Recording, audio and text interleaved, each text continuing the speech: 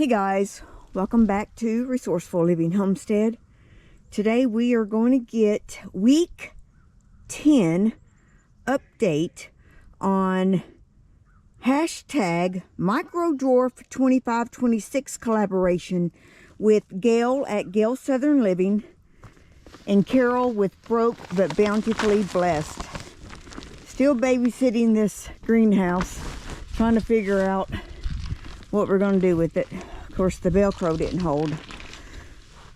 So anyway, inside the greenhouse, it's nice and warm in here. Feels good. I transplanted some cabbage out here, some red cabbage, but I don't think it made it. Even though it's warm in here, I don't know what's going on. My husband came in and he turned the heater down a little bit, and it got down to like 1 degree last night. So anyway, over here is my lettuce that I started in the hydroponic, and they are doing pretty good. So those, I've got onions that have popped up in numerous places, and I did order me some onion bulbs, and those are gonna go in this bed as soon as, or some of them are gonna go in that bed as soon as it warms up. I mean, it's been so cold. It's about 25 degrees right now, but anyway, not much going on in the greenhouse other than the onions, the lettuce, cabbage. But we'll walk out here to the big garden and just see if anything is going on with the carrots yet. Probably not. I think they pretty much stay dormant.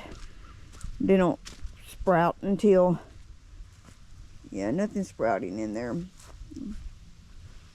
Anyway, I started getting my beds prepped for the spring garden. I may have mentioned that on the last video.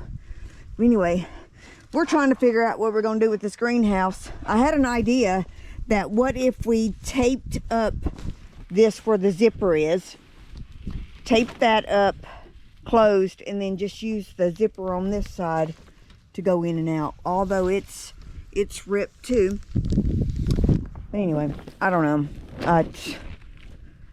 I'm really sad about the greenhouse because it really served a lot of purpose last year, and I think that's why things are dying in there and not coming up like they should be, the stuff that should come up good over the winter. Anyway, we'll go inside. We'll look and see how the hydroponic system is doing inside. Y'all know I been starting things in the hydroponic and then transplanting them out to the garden, but I'm at the point to where I don't have space in the garden because I don't want to tie up the beds out there that are going to be used for something else during the spring. I could transplant these tomatoes out there, but I'm afraid I'm going to lose them. So anyway, the lettuce is doing really good in here. I'm going to keep letting this lettuce grow because I'm going to give this to the rabbits. I've got some cabbage started right here, so I can put this cabbage out in the bed. I had planted red cabbage that I started in here, and then I took it out there, but I don't know if it's going to survive. Maybe I need to leave it in here longer. Anyway, the micro dwarf tomatoes are doing fantastic, guys. This one is like extremely tall. I've got that kind of leaning on the other one. No budding yet, but they're coming along really good. I did plant some Ruby Queen beets here. I do see one that has sprouted right there. Over here, these are going to be Mavericks artichokes. Those seeds are really big for a hydroponic, so I'm not sure how they'll do. I may go ahead and transplant, or not really transplant. I'm going to let these go in here, but I think I may go ahead and plant some out in the garden. I have some grow bags that I'm planning to put his artichoke in. I just haven't wanted to be in the garden because it's so cold outside. Last night, it was 10 degrees, felt like 1. And when we got up this morning, it was 10 degrees. Anyway, these microgreens are doing really good. I said, we don't use microgreens very often. I'm not sure, you know, I thought it was just going to be something fun to grow, but we need to use them for something.